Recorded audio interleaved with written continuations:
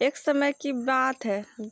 एक गांव में गीता नाम की लड़की थी। उसकी माता और पिता का किसी दुर्घटना में मृत्यु हो चुका था और उसकी देख रेख पालन पोषण सब उसके चाचा ने ही किए और बड़ा होने पर उसकी शादी भी करवा दी। गीता बहुत बड़ी दुर्गा की भक्त थी। दुर्गा जी के मंदिर जाने पर एक दिन गीता ने कहा, माँ, मैंने तो अपने माता पिता को नहीं देखा है। मैंने तो जब भी होश संभाला है आपको ही अपना माता और पिता माना है और दिन रात आपकी ही नाम लेती रहती हूँ। लेकिन शादी को 5 साल हो गए हैं, लेकिन आज तक आपने मुझे कोई संतान का सुख नहीं दिया है। अब तो मेरी सास भी हमेशा मुझे ताना देती है। दया करिए माँ। ऐसा कहकर गीता घर आती है और जैसे ही चौखट पर कदम रखती है तभी उसकी सास कहती है, आ गई महारानी पूजा पाठ करके। तुझे तो कोई देव के ही घर में जन्म लेना चाहिए, जहाँ तू दिन रात माता की पूजा करने में लगल रहती। तू तो बेकार ही मेरे घर में आ गई है। काम का न काज का, दुश्मन न नाच का, सिर्फ और सिर्फ भगवान की भक्ति ही करती रहती है। क्या इसी से हम लोग का पेट भर जाएगा? तो गीता कहती है, आप चिंता मत करिए माँ जी। मैं तो सुबह सुबह पहले दुर्गा माँ का ही नाम लेकर पूजा पाठ करती हूँ और उसके बाद ही मैं घर का सारा काम करती हूँ। मैं तुरंत ही सब काम खत्म कर देती हूँ। तो उसकी सास ने बेटे से कहा, बेटा, मैंने तो तेरी शादी इस गवार से करवा के बहुत ही बड़ी मुसीबत में फंस गई हूँ। ना कोई दहेज मिला और ना आज तक कोई संतान का सुख। मैं तो बेटा अब पछता रही हूँ कि बेकार ही तुम्हारी शादी इससे करवा दी। तो बेटे ने कहा, माँ, जो भी किया है आपने किया है और अब आप ही ऐसा बोल रही हो।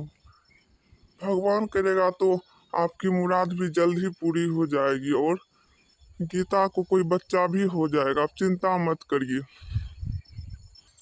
गीता ने अपने पति से कहा, माँ जी मुझे बहुत ताना देती है, मैं क्या करूँ? और मुझसे उनका यह ताना सुना नहीं जाता है। तो पति ने कहा, चिंता मत करो माँ, ऐसी ही है। लेकिन अगर तुम्हें कोई बच्चा नहीं हुआ तो आगे पता नहीं क्या होगा। हम कल ही डॉक्टर के पास जाएंगे और तुम्हारा अच्छे से चेकअप करवाएंगे।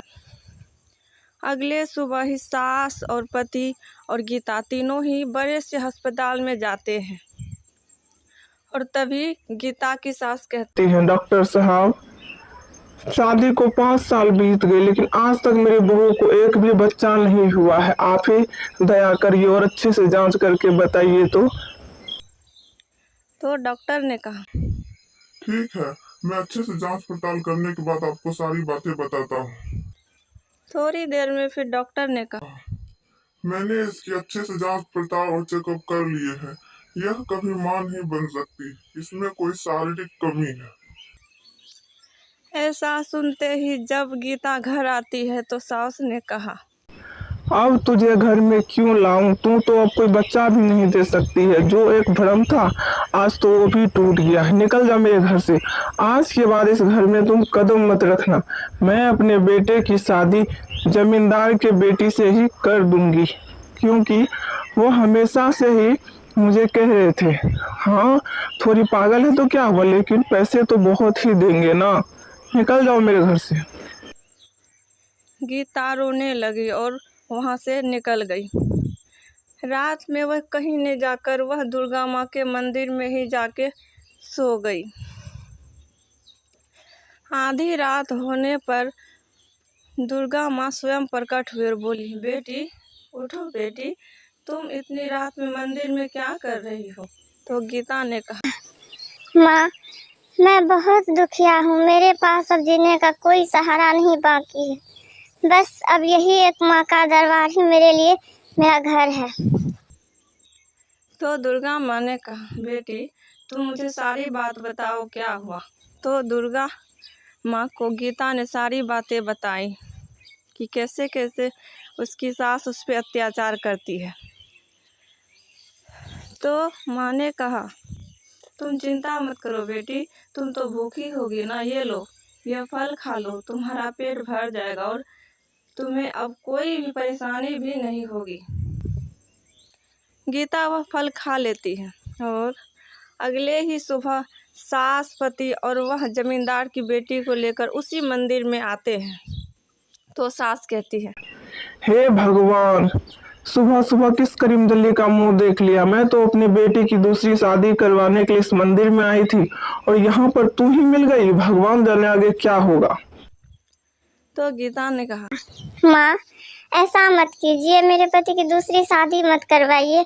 मैं कहाँ जाऊंगी माँ, दया करिए। लेकिन सास ने उनकी एक बात नहीं मानी। तभी वहां पर चमत्कार हुआ और दुर्गा जी स्वयं प्रकट हुई और बोली, तुझ जैसी सास को तो मैं चाहूँ तो अभी मार दूंगी, लेकिन मैं क्या करूँ, तुम मेरी भक्त की सास हो, इसीलिए मैं तुम्हें कुछ नहीं कर सकती हूँ। लेकिन तुम जितनी बड़ी लालची हो उतनी ही बहुत अत्याचारी भी हो। आज से मैं गीता को आशीर्वाद देती हूँ कि इसे एक लड़का होगा और वह बहुत ही अच्छा होगा, और तुम जो इतनी लालची हो, मैं तुम्हें सब कुछ देता हूँ, धन, इतना धन कि तुम ले नहीं सकती हो।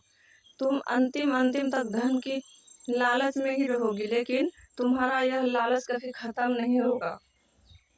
मैं तुम्हें धन दौलत सब कुछ देती हूँ, बस अब से तुम कोशिश करना कि लालच मत करना और अपने बेटे बहू और अब जो उसका बेटा होगा उससे के साथ तुम आराम से रहना। दुर्गा माँ के आशीर्वाद से कुछ साल बाद गीता को एक लड़का हुआ और वे लोग खुशी खुशी रहने लगे।